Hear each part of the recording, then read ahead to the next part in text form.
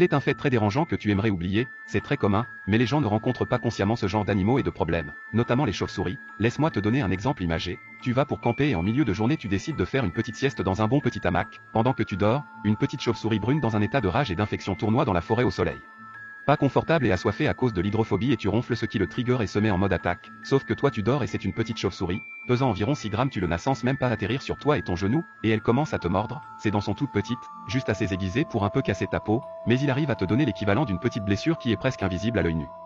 Tu te réveilles, pas plus sage qu'avant, si tu ne vois rien de la marque sur ton genou c'est possible et si tu la remarques tu te dis tu t'es éraflé, rien de bien alarmant. Mais la bombe a été amorcée et ton système nerveux arrive bientôt à la PLS. La rage commence à se multiplier dans ton système nerveux ce qui ne te fait littéralement aucun dommage et est totalement indétectable. Tu as vraiment aucun symptôme, ça peut être 4 jours, ça peut être un an.